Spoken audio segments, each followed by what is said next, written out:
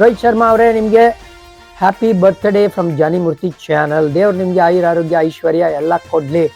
ನೀವು ಕೋಟ್ಯಾಂತರ ಜನಕ್ಕೆ ಸಂತೋಷನ ತಂದ್ಕೊಟ್ಟಿದ್ದೀರಾ ನಿಮ್ಮ ಅದ್ಭುತವಾದ ಬ್ಯಾಟಿಂಗ್ ಮೂಲಕ. ಆಮೇಲೆ ಭಾರತಕ್ಕೆ ಅಮೋಘ ಕಾಂಟ್ರಿಬ್ಯೂಷನ್ ಮಾಡಿದ್ದೀರಾ. ಏನು not only as A batter but as A captain world cup ನ ಗೆಲ್ಸ್ಕೊಟ್ಟಿದ್ದೀರಾ, ಚಾಂಪಿಯನ್ಸ್ ಟ್ರೋಫಿನ ಗೆಲ್ಸ್ಕೊಟ್ಟಿದ್ದೀರಾ. ಹಾಗಾಗಿ ನಿಮಗೆ ಧನ್ಯವಾದಗಳನ್ನ ಫಸ್ಟ್ ಕೊಡ್ತಾ ಇದ್ದೀವಿ.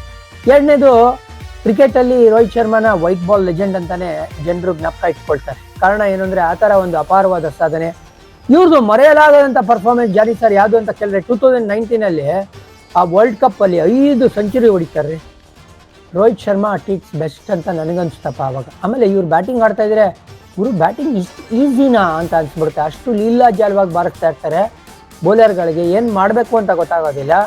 ಆಮೇಲೆ ಇವ್ರು ಹೊಡೆದ್ರೆ ಇವರು ಪವರ್ ಹಿಟ್ಟಿಂಗ್ ಅಂತ ಕೂಡ ಹೇಳೋಕ್ಕಾಗಲ್ಲ ರೀ.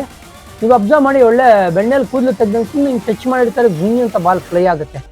ದೇವರು ಇವ್ರಿಗೆ ಅನುಗ್ರಹ ಮಾಡಿದ್ದಾರೆ with that kind of timing and time. ಅಂದರೆ ಲೆಂತ್ನ ಪಿಕ್ ಮಾಡೋಕ್ಕೆ ಟೈಮು, ಆಮೇಲೆ ಅವ್ರ ಬ್ಯಾಟಿಂಗ್ ಆಗುವಂಥ timing. Rohit Sharma hit man ಅಂತಾನೆ ಹೆಸರುವಾಸಿಯಾಗಿರೋದು ಕ್ರಿಕೆಟ್ ಜಗತ್ತಲ್ಲಿ. ಅವ್ರು ಹೀಗೆ ಸೂಪರ್ ಹಿಟ್ ಆಗಿರಲಿ, ಇನ್ನೂ ಸುಮಾರು ವರ್ಷ ಹಿಟ್ ಆಗಿರಲಿ, ಇನ್ನೊಂದು ಸ್ವಲ್ಪ ಫಿಟ್ ಆಗಿಬಿಟ್ಟು ಅವರು ಇನ್ನೊಂದಷ್ಟು ವರ್ಷ ಇಂಡಿಯಾಗೆ ಸರ್ವ್ ಮಾಡಲಿ ಅಂತ ನಾವು ಹಾರೈಸೋಣ. ನಿಮ್ಮದು ಫೇವ್ರೆಟ್ ಇನ್ನಿಂಗ್ಸು ರೋಹಿತ್ ಶರ್ಮಾದು ಯಾವುದು ಅಂತ ಕಮೆಂಟ್ಸಲ್ಲಿ ಹಾಕ್ರಿ.